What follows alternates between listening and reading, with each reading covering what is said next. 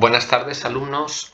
Vamos a ver en este vídeo los cambios de estado. Es cierto que en la naturaleza muchas sustancias cambian de estado y algunas incluso lo hacen en nuestro día a día. El ejemplo más conocido que tenemos es el agua. Sabemos que evidentemente el agua se nos puede presentar en los tres estados: sólido, líquido y gas, como podemos ver en esta imagen. Recordad que simplemente consecuencia de lo que vimos en el vídeo anterior, y es que la energía cinética, la energía que hacía que se moviese el movimiento de las partículas que forman el agua, se invierte en que estas partículas cambien su movilidad. Es decir, la movilidad de las partículas será distinta según el estado de la materia en el que nos encontremos, siendo máximo en el estado gaseoso, como sabemos. Por el contrario, conforme disminuyamos la temperatura, ocurrirá el proceso inverso. Vamos a concretar estas palabras en un proceso en el que nosotros vamos a coger y vamos a estudiar la llamada curva de calentamiento del agua. Vamos a imaginar que cogemos un beaker, un matraz, y lo ponemos encima de un trípode. Aquí sabemos que colocaríamos una rejilla, aquí tendríamos un mechero Bunsen y aquí colocaríamos un termómetro. Ya sabéis que este vaso contendría paredes por expand de corcho blanco, ¿vale? Para, digamos, abrigar, entre comillas, lo de abrigar es un decir, para abrigar el vaso, para hacer que los intercambios de calor sean adecuados.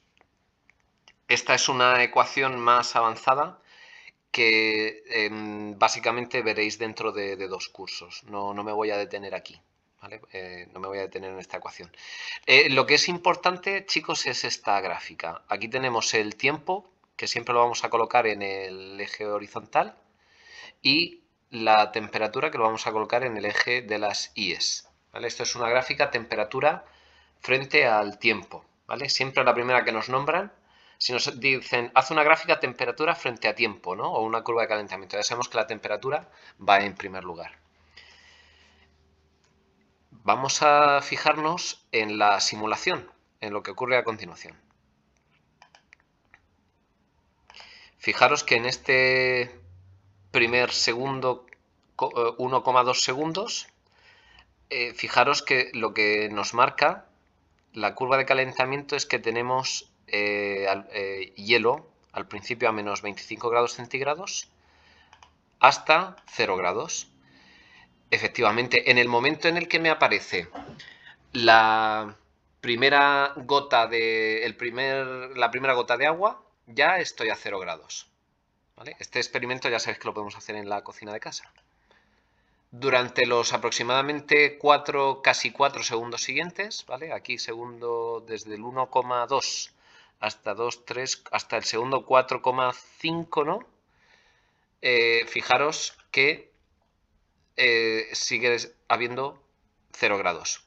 Aquí habría, mientras me quede una mínima pizca de hielo en el vaso, la temperatura es de 0 grados. ¿Vale? Si yo me estoy tomando, por ejemplo, saco cubitos de hielo en la nevera, mientras me quede un trozo de hielo, la temperatura es 0 grados. Vamos a continuar calentando a ver qué ocurre. Fijaros que la temperatura va subiendo rápidamente.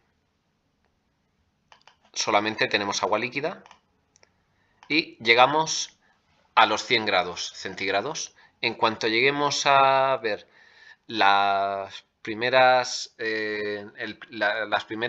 gotículas de vapor, por así decirlo, los primeros vapores de agua, la temperatura es 100 grados, mientras a la vez voy a tener tanto vapor como agua líquida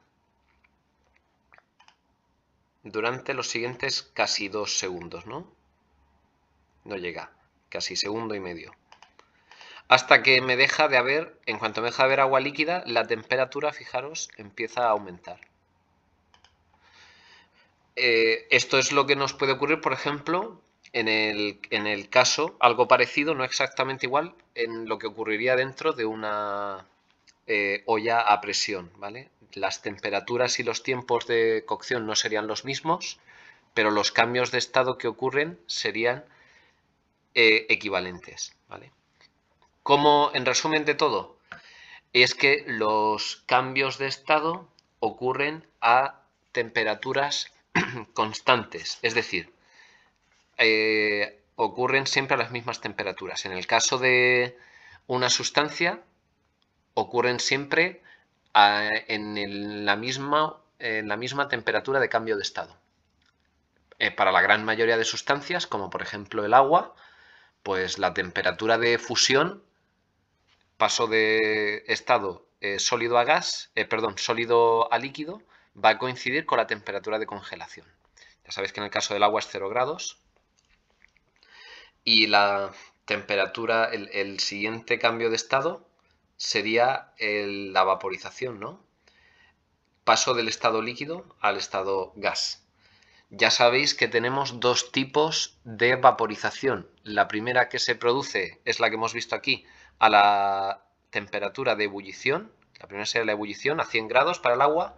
Y hay un segundo tipo de vaporización que es la que ocurre a temperatura ambiente. Si yo cojo un vaso y le echo un dedo de agua, por ejemplo, y lo dejo en la ventana al sol, ¿vale? Sabemos que el agua se va evaporando poco a poco sin llegar hasta los 100 grados. Bueno chicos, pues hasta aquí el vídeo de hoy. Espero que os haya quedado claro la curva de calentamiento.